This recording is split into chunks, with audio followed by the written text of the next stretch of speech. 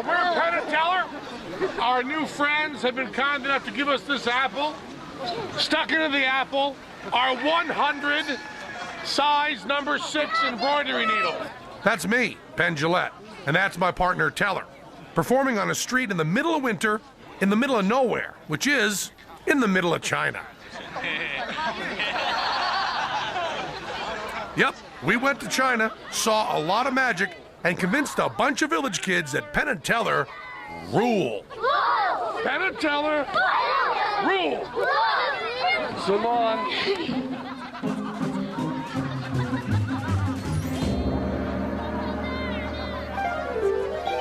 It's Penn and Teller. They're on the road together, but their magic carpet's just a dirty rug. So long, Las Vegas. They'll go someplace contagious and get infected by the magic bug. Around the world, down exotic streets, to gaze upon amazing and disgusting feats. Adventure calls, have you got the cups and balls to stomach blood and guts and gore and more? Come join them as they travel and the mysteries unravel on the Magic and Mystery Tour. Like most pesky foreigners, we started our journey at a Great Wall. Well, the Great Wall of China. They built this wall to keep marauding invaders out, but it also seems to have done a fine job insulating Chinese culture from foreign influences. If you ask us, or any magician in the West, who their favorite magician is, you don't know what we might answer. We might say Amazing Randy, who's Canadian. We might say Siegfried and Roy, who are German. But it would be a specific person. Whereas everyone we ask in China, who's your favorite magician, they don't say an individual. They say Chinese magic, the ancient Chinese magic. All of China is magic. But they have a bigger wall than us, by a lot. Around my house, I got like a little fence, you know. If you ever think of Chinese performers at all, you think plate spinners, contortionists, and acrobats. But what most people don't know is that Chinese magic is part of that same 2,000-year-old tradition. There are tricks being performed today that have been around for centuries.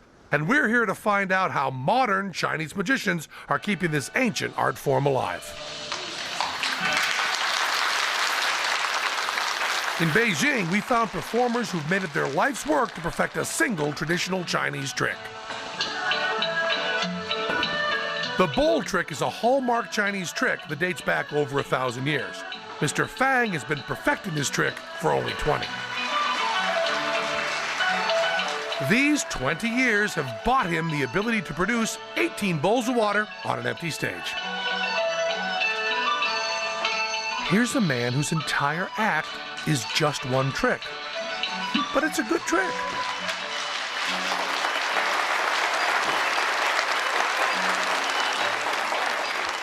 It's amazing that you can do a trick that is good, even though everybody in the audience knows that the bowls are hidden kind of under this tent you're wearing, but it's still amazing enough that it really worked. It's a lot of bowls.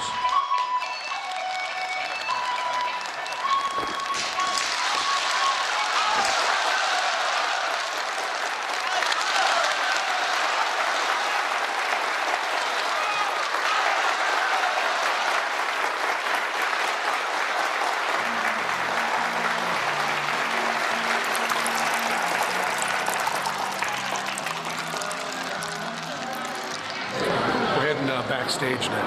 Backstage are the same the world over. Watch your head here. Great, wonderful, wonderful. By the way, this is Wendy, our translator. It was a wonderful bowl act, so clean. It's just seamless. And I think it's important to point out that you fooled us. Oh yeah. Amazing. No. I'll tell you one thing, we're not playing with kids back here. We're not playing with kids. Listen to that. This is heavy. You hide this on your body, compadre. It's just amazing. Amazing. Fang told us he learned this trick from his master, who in turn learned it from his master. Altogether in his robe, we're looking at about 80 pounds. This trick will be passed down only through apprenticeship. And so far, he hasn't found a suitable candidate. Someone who can be trusted with the secret and who's strong enough to carry 18 glass bowls full of water. Well, that final forward roll with the bowl production is just breathtaking. And who are your favorite Western magicians? 西方我做那个大卫比较知道，因为知道他看过他的录像，也是跟刚才那个罗先生说的一样，我们在中国有好多美国的魔术师、著名的魔术师录像，我们都看。 I've picked up a 好 little 多 Chinese. 魔术师我 David 都喜欢。 is Chinese. 他们现在这个好像。 That's our Chinese name. Our Chinese name is David Copperfield. Is the name that we use over here. If you're going to go see Penn and Teller, it'll be David Copperfield. But over in the States, we work under the name of Penn and Teller. Who else did he mention? That's the only name he mentioned. Of course, that would be the only two names that would mention with David Copperfield, which is Penn and Teller in Chinese. Beijing once had a tradition of street magic, and many tricks, like the bowl trick, originated on the streets.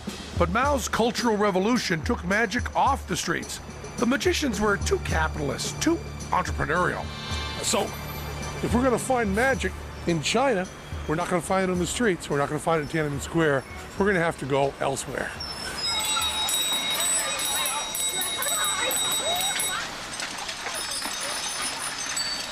What if we can get this guy back in Vegas? We should tour the U.S. like this. We headed to Beijing Tea House, a local hangout that showcases traditional Chinese performance. Tea houses are like Starbucks, except they don't have coffee. They have tea. That's why they're called tea houses. And here, your pets can enjoy the atmosphere too. Oh, wow. Oh, man. That's not just a cricket. That's a cricket. That's a big-ass grasshopper. Pet crickets are kept in cases with metal springs to amplify their chirp. Oh, how cool. It's just so beautiful. I was happy with the insect, but Teller wanted to see the world's best quick change artist.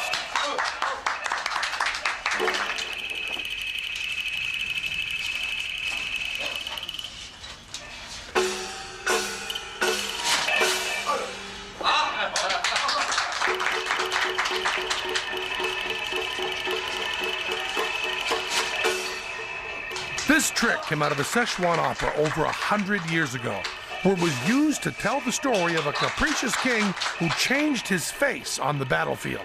It started out with 2 masks, but Mr. Wanzhou had ambitions. He's up to 10. His whole life is one trick, and it's perfect. And don't waste your time trying to bust this guy by taping the show and slowing it down. We tried, but he's just too darn good.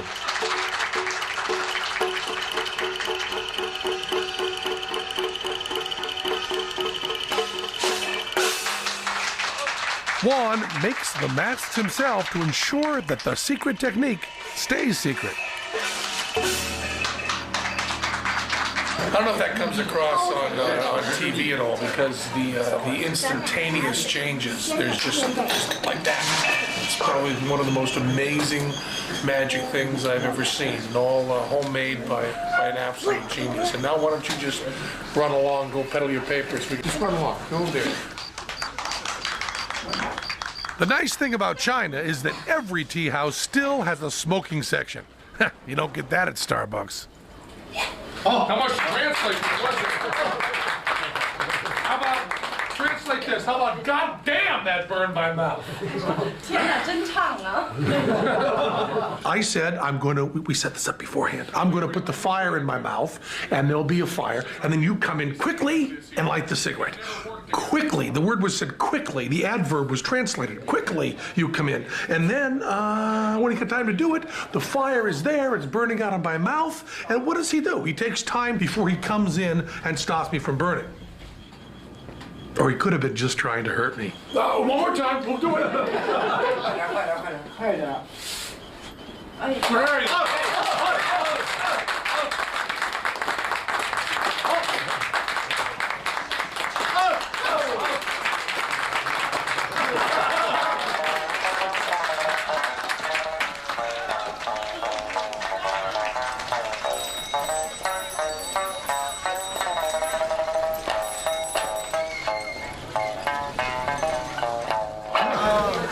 needs a cricket. I got my cricket没有你 case. 不要好声音好听啊。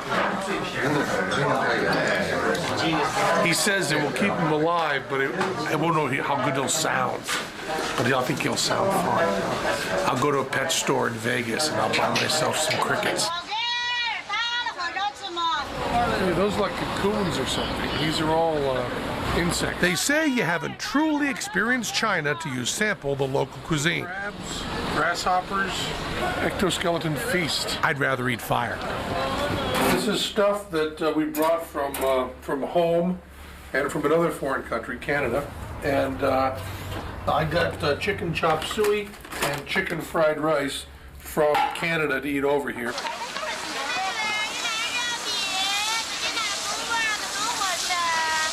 Sparrows on a stick. Spaghetti sauce, lots of tuna, lots of chicken. These are scorpions. Back in the States, eating these would be an act, would be entertainment. If we ate these, people would pay us money. Bear habs. What does this restaurant feature? Loosely translated, it says fragrant and tasty dog casserole. Fortunately, Wendy is here to help us understand the nuances of this strange and exotic culture. What could be loose about translating the word dog? No, I meant the fragrant and tasty Oh, part. fragrant, tasty, okay. But dog is actually literal. Yeah, dog is dog. It's the only thing you're kind of taking poetic license with is fragrant. Could also be smelly and tasty dog casserole. Could be. I don't know about Teller, but my Chinese food is coming out of a can. There's something suspect about magicians. That's international and timeless. In fact, over 600 years ago, Marco Polo, in his travels to China, had this to say about magicians. Magicians are foul and filthy. They have no self-respect and do not care about anyone. Their faces are always dirty, and they neither wash nor comb their hair. If a man is justly condemned to death by the authorities, these men cook and eat the body. They do not, however, eat anyone who has died a natural death. We'll show Marco Polo. How? Chinese magicians in the 50s and 60s were considered deceitful and therefore anti-communist. The state burned and destroyed magic props. Could have been the end of Chinese magic, but we magicians are a tenacious lot. I suppose now that our hair's clean, we have to stop eating human flesh, right? Look at that! Those are two very clean magicians.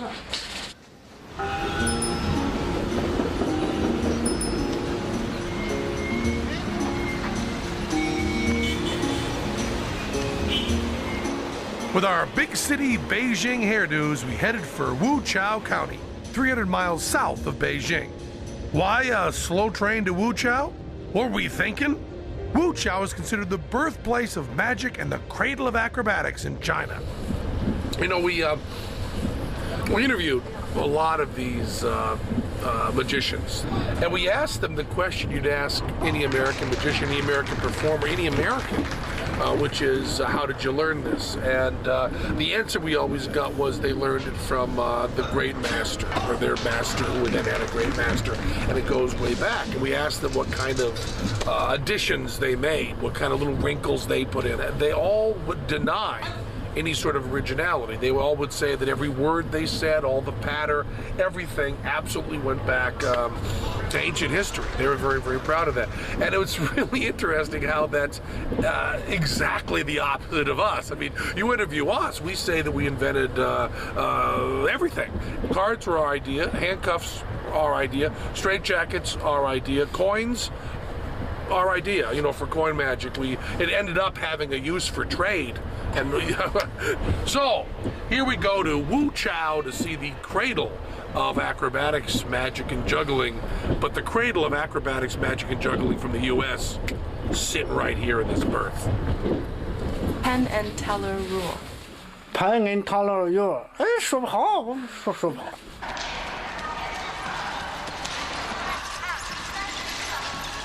Wuchao Acrobatics School opened in 1985. Kids as young as 6 live and train here for up to 6 years. In China, you don't practice alone in your backyard. Here, even if you want to run away and join the circus, you still have to go to school. This is the finest acrobatic school in all of China, which probably means certainly one of the best in the world. If you're a kid and you want to learn acrobatics, oh, good one. You come here to Wuchao and you study and you practice all day until you're really good. Now we've got tumbling, we've got plate spinning, and we've got this weird jug on the head thing going on. But we also found out there's a classroom here that teaches students magic. Before going to the classroom, we wanted to play a little more.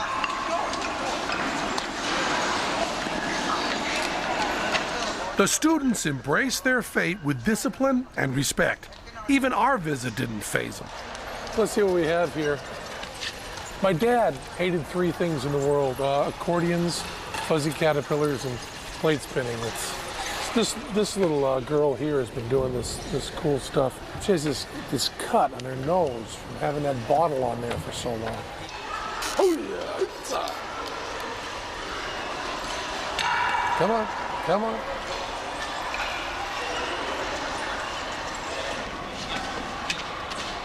Look at the top of this kid's head.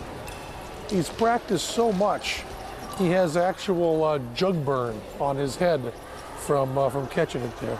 Now there's some commitment for you. The Chinese government has always supported acrobatics. Mao was a big fan. But magic has only recently come back into favor, this time with state support.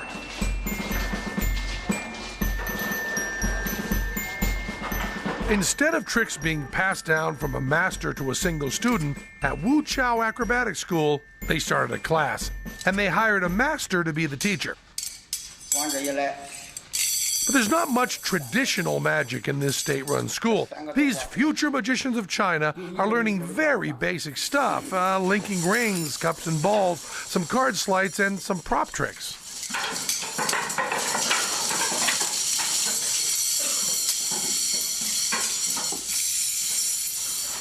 The kids apply themselves to this one-year magic program in the same way they'd apply themselves to, say, something useful like algebra.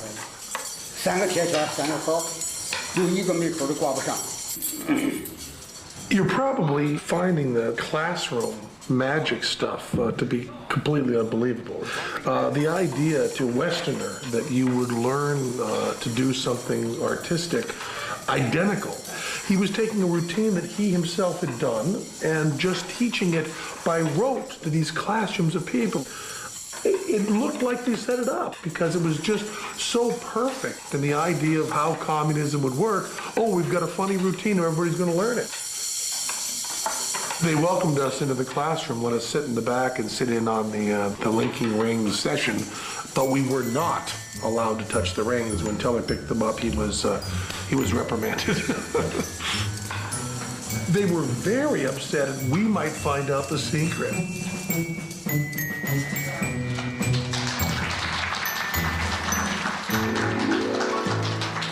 And we thought we'd do a little bit of magic. I guess you're familiar with a standard deck of cards.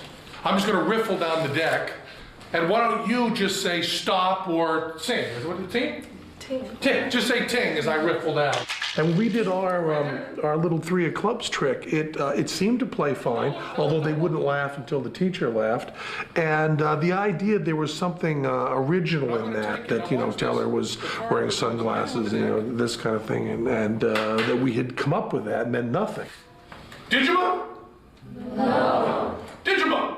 No. For the love of Pete, Digimon! You see, could you help me here? With the sunglasses, maybe you have to use your and Digimon? Sure it is.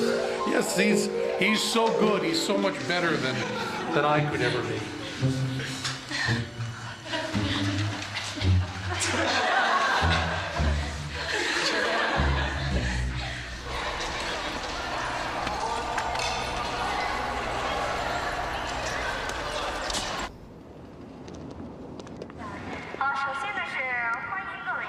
So where can a graduate of China's top acrobatic school hope to find work?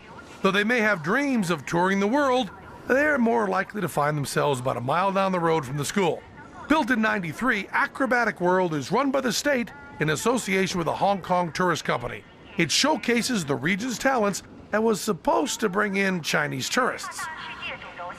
The place is deserted. Acres of massive buildings and open-air performance spaces. If you want to beat the crowds, come at, well, anytime.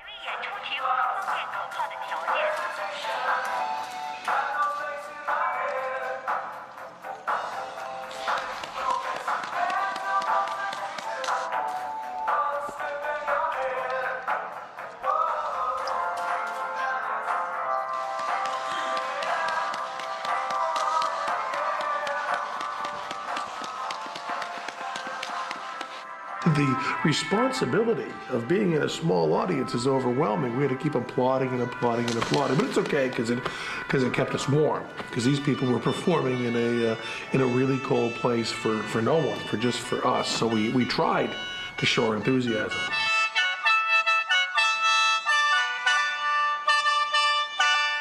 Well, the show must go on. Without an audience, even during these winter months when it's around 15 below.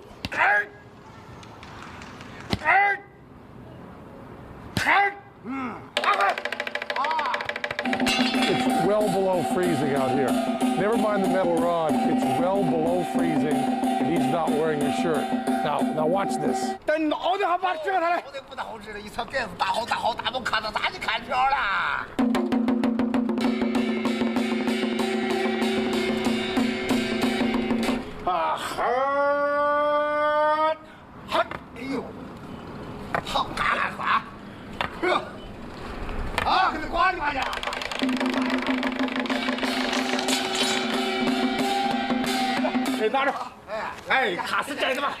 He really wants to make sure we know it's real wire. I have on 3 pairs of socks with chemical warmers. I have silk long underwear, thermal long underwear, suit pants. I have a silk top. I have a thermal top. I have a shirt. I have a tie. I have a vest. I have a thermal scarf. I have a down jacket. We have these stupid hats on, and I have mittens that have in them chemical things.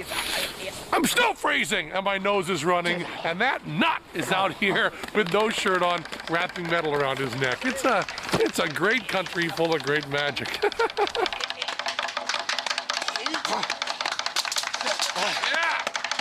I'm still freezing.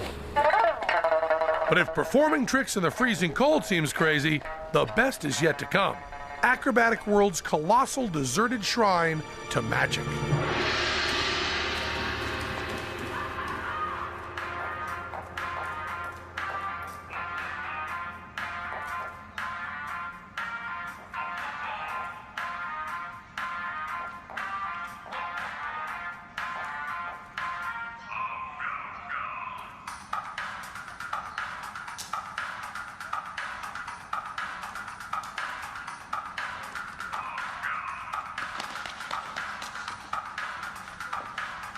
Room after room, act after act, performing standard sleight of hand for no one but us and our crew. Would they have still performed if we weren't there? There's no way of knowing. On automatic pilot, performers appear on stage, do their show, and quietly disappear. This is the strangest place we've ever been. It has been below freezing, absolutely below freezing.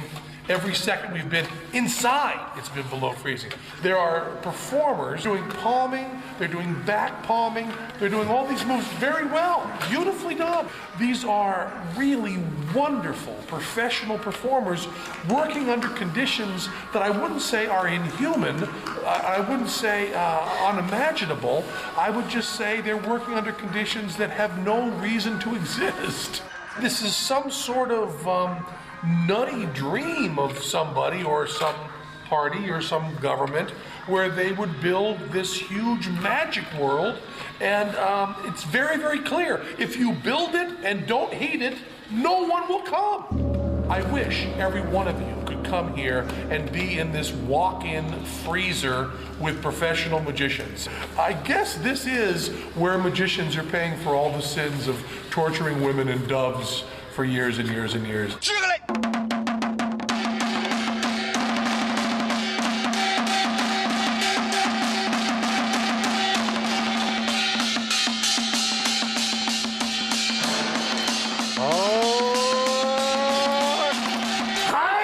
Mr. Zhang, who's the magic teacher at the magic school we went to, was going to give us a little private lesson of some coin tricks. So we got in the van this morning. It was a beautiful wintry day. We were riding along in the van singing, and this is literally true, singing Walking in a Winter Wonderland. Well, at least I was. No one was joining in, but that's not important. And as the snow blanketed all the fields around us, it also blanketed the highway. So as we were turning, a large hay truck, we got hit by a truck. This is where we got hit by a truck. That's why we're not in a nice little village freezing in a hut, because we got hit by a truck. The truck slid along here, spun us in a 360. It was a hay truck. His American head went right through this whole back window here. That's the safety glass. And my left shoulder went through the side window.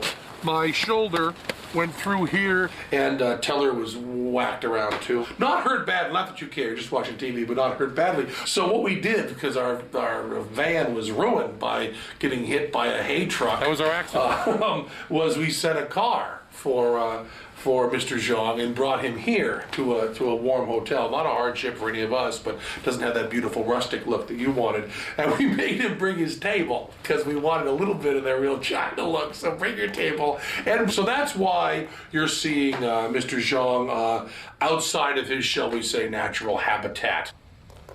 We were hit by a truck. I still have little pieces of safety glass in my hair. Hit by a truck in China. The magic teacher came to show us the Han-Ping Chen move, a Chinese coin trick. 3钱2手转，1是1 2 4，这是一个， Watch this. He holds one coin in one hand and two coins in the other.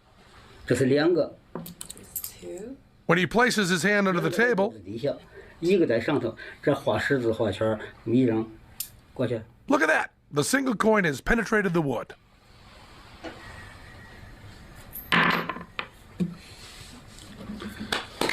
Very nice. Very nice. Wonderful. 我慢着点儿，这个动作再做一次。 Teller wanted to learn this move from an authentic Chinese master. Zhang was happy to oblige, he claimed. But Teller knew enough about the trick to know he was scamming us. Also looked a little fishy there. I wasn't feeling good. Like I said, it looked perfect the way you put 2 under there and 1 over there. But we played along. So I was hit by a truck today. What do I know? There you go. You got the 2 there. You got the 1 over there. 2 go under the table. Oh, there's Mr. Zhang was born into a circus family and moved from acrobatics to magic as a teen. He learned it from his father, and his father learned it from his father. Well, I'll be hornswoggled. There it is right there. Then Teller gave the teacher a magic trick from the States and did show him, but not you, how it worked.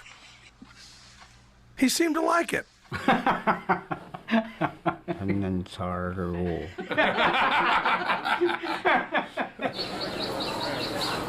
Remember the Chinese teacher?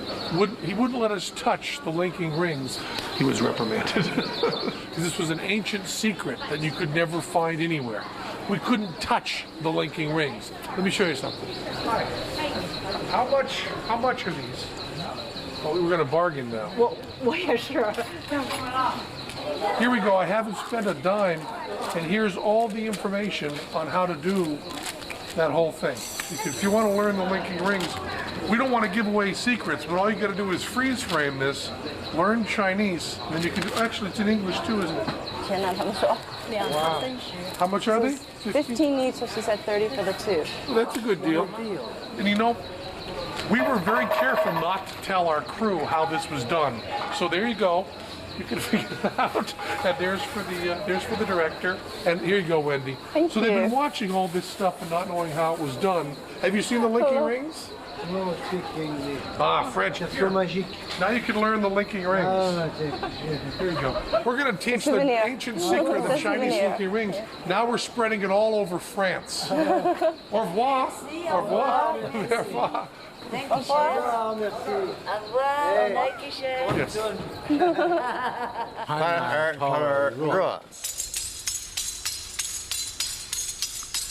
32-year-old Zhengzhu Chong's parents put her in acrobatic school at 9 years old.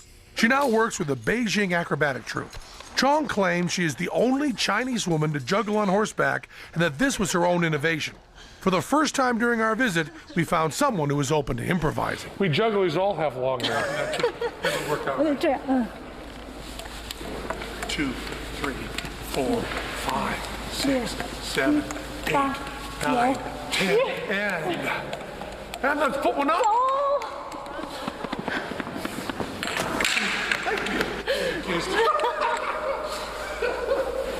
I just spit all over myself. You want to light them up?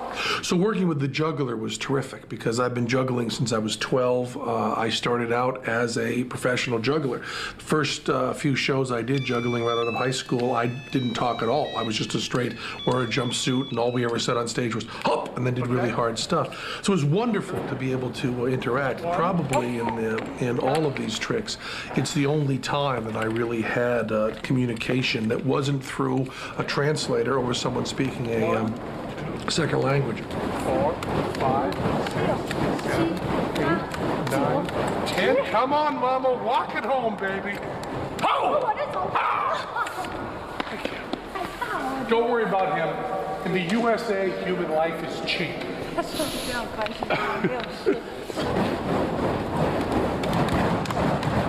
4, 5, 6, 7, 8.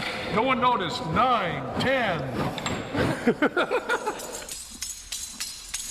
After she made it clear through a translator that everything she was doing with me, she could also do on horseback, I had to pull out this stupid, almost frat boy stunt of breaking liquor bottles and juggling them, which is a stupid trick to do. You can get cut to ribbons, but you know, when you're trying to impress a Chinese woman, you gotta pull out the big guns. And so you have no idea how they're gonna turn or how they're gonna end up.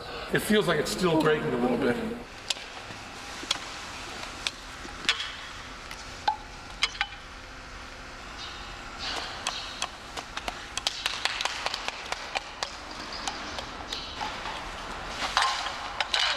Here you go. 很棒，很好。Good.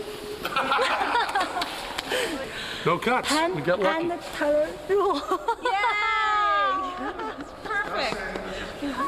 Well, Penn and Teller, Penn and Taylor go to the bus. go to the bus. Good thing. So long, we'll go to the bus. 再见。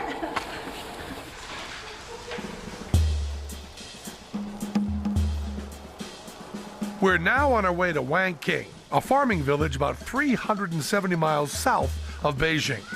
Aside from its unfortunate name, we heard that we'd find something unique in this community. This seems like an unlikely place to find magic, but for centuries, farmers and their families have been moonlighting as magicians in the winter months to supplement their farming income. Why subsistence farmers would want to become subsistence magicians is anyone's guess. The Wangkingers welcomed us warmly. This is the exact middle of nowhere. It was hard to imagine this as a place that just might have more performers per capita than Vegas. Keep your head down here. When they're not working the land, they're working the room. Hey, it is an egg bag. Here we are in yet another house. It's just that everybody in this neighborhood does magic. I mean, these people have, you know, 2-room houses and they're mostly full of magic props. Very nice. I mean, this guy's like, you know, 4 houses over. This is another neighbor. Now, what town in North America can you just go to a random neighbor's house and have him swallow a sword? Good posture. Good posture for a sword swallower there. Yeah. Oh, look at that. You got some boss kicks there, don't you? Those are boss kicks. I like those shoes. Our final destination was the Zhang household, a family who've been magicians for at least 5 generations. So do the children do magic? 这个他们啊，才是他们还 The 80-year-old head of the family has 4 sons and lots more relatives living in the village, and they all do magic. So you're going to the market to perform today? 去表演，准备好了，都准备好了。 We're all prepared. Oh, great. 哎呀，准备好了。 Do you know The needle trick? You know that trick? My partner Teller does that trick. I think he does it pretty well. Would you like him to do it in your show today? 可以，因为是两个，也是个魔术师，是吧？ Both of you are magicians as well? 是不是？ Yeah, that's what we do. That's what we do. 我们 He said, yes, we're from very far away, but we have something in common that's very important. Half a world away. So we all set off to market to kick off the first Vegas Wang King co-production. And off to market we go. What did he ask you? Oh, sure, go. Wendy? Thank you.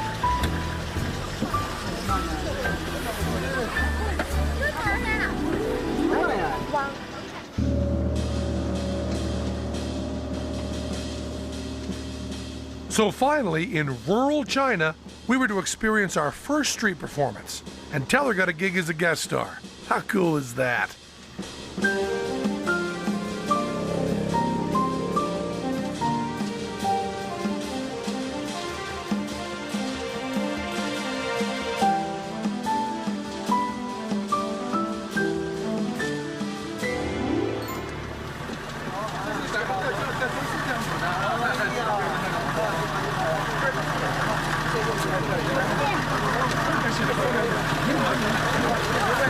Well, here we are with our troupe. We've gone from two-person comedy magic team to two people in a family of 300 or 400. The father gave an apple from the family orchard for Teller's trick. 谢谢，不要谢。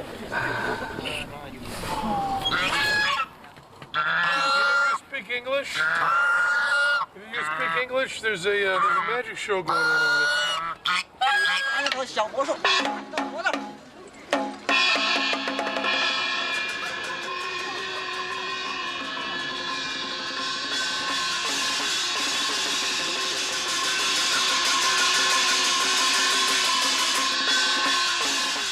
The family we saw at the market did a 2.5-hour show in the freezing cold, and the audience, of course, wanted to crowd in just for warmth purposes.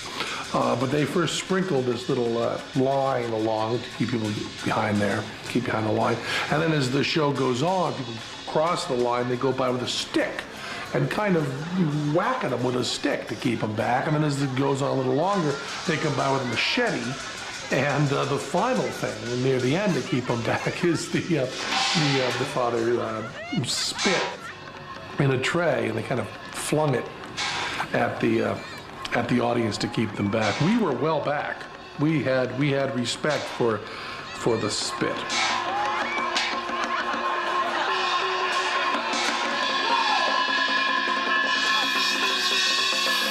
Well, really, what you're seeing on the streets of China is they've got about 7.5 minutes of material crammed into 2.5 hours.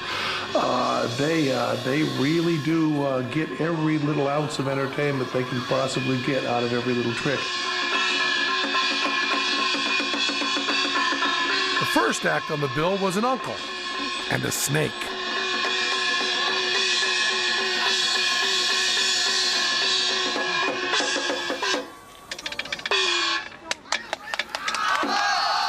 Then the rest of the relatives.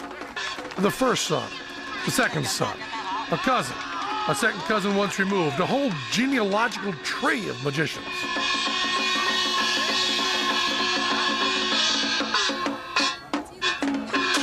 This audience would be the envy of acrobatic world.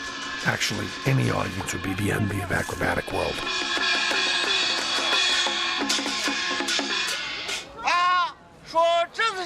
And the father, to watch it work is great. He just has this lovable quality that you're happy to be in his presence, and there's a great deal of charm. He takes a Raid can or something with some sort of product and makes this little prop out of it. And he's got his little gourd with a little thing that pops out, and the awl, he makes a little awl that gave away the trick.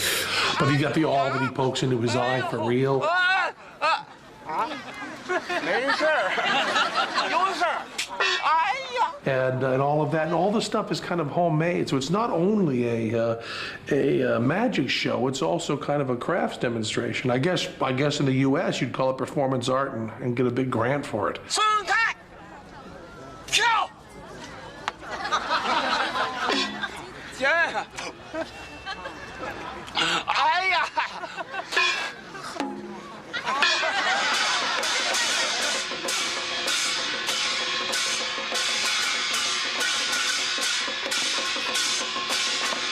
We finally get to see the Kuma tubes, which is a real ancient Chinese trick, and it was built by the guy himself. And we get to see him pull, I think, everything he owned. But that's a trick that's done all over the world. It started in China. We got to see where it started. And it seemed like we get to see when it started and watched it right up to the present day. I think we went through the Ming Dynasty, as a matter of fact, during that trick. You'll see it a shorter version, but we were out there for, I think it ran about a week. Actually, he originally used to do it with the Grateful Dead backing him up. But with Jerry Garcia dead, he has to do it out in the freezing cold alone.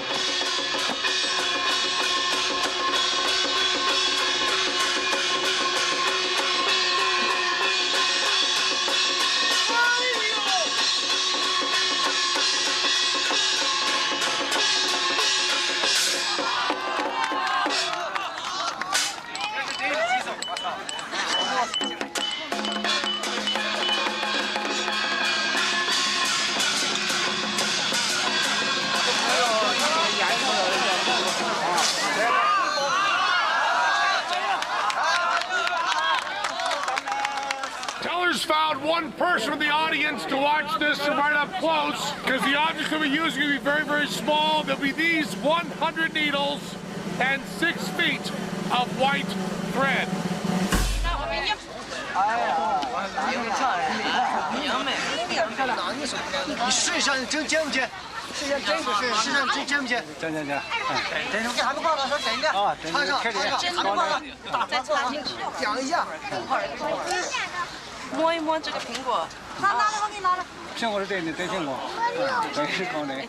Teller picked this volunteer because of the earmuffs.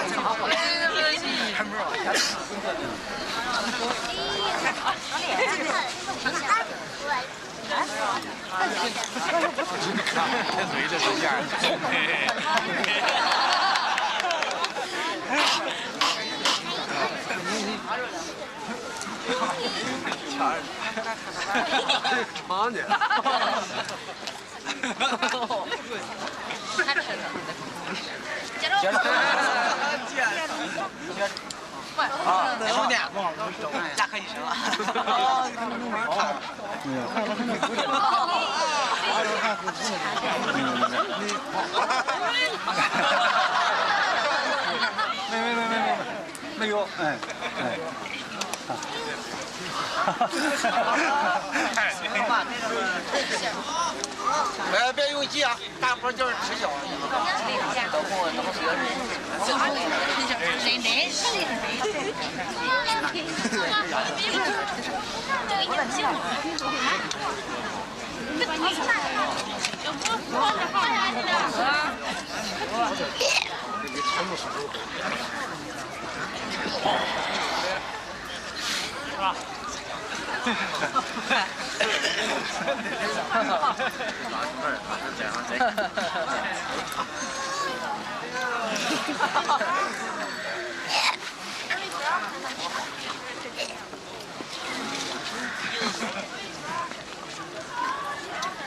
对。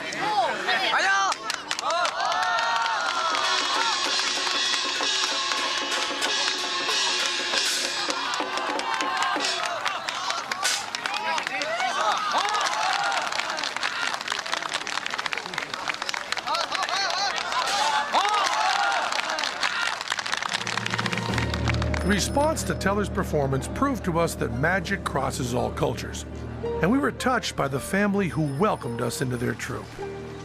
Before leaving, the father invited us back to his home. He had something for Teller.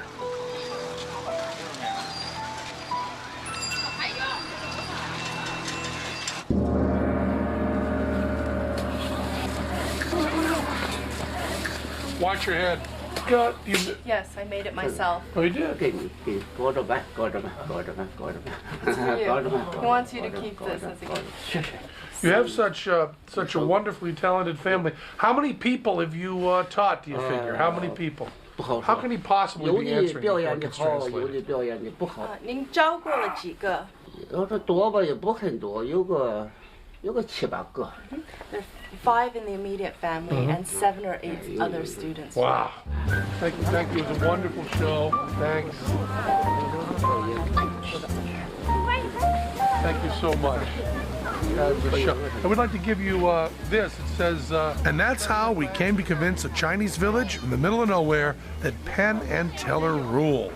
They love Teller's needle trick, they think I'm a friendly giant, and we convinced the old father to head up a branch of our fan club. You know, there's a lot of people here in China. Penn and Teller. Penn and Teller. Oh boy. 1.3 billion Penn and Teller fans on their way. We love Penn and Teller.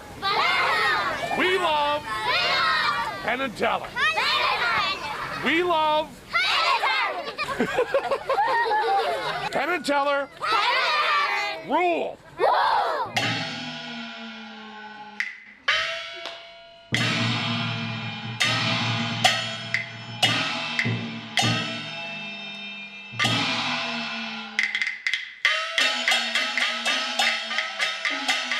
So, there you have it, ancient Chinese culture and traditional Chinese magic, brought to you by two guys from Vegas.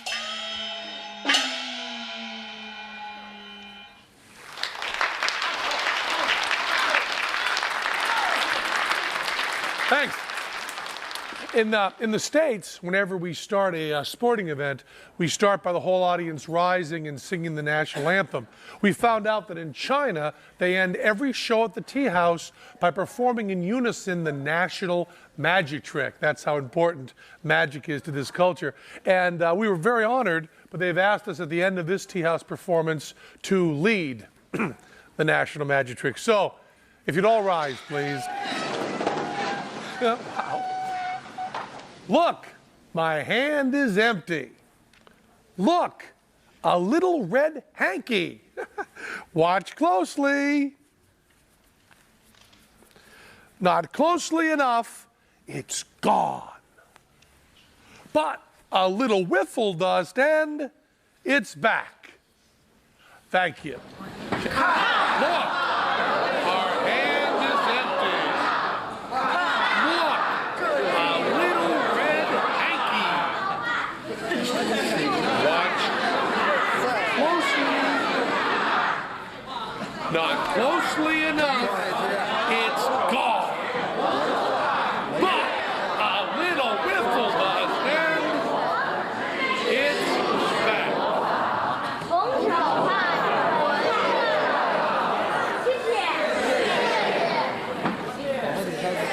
Thank you. Thank you. Shake that.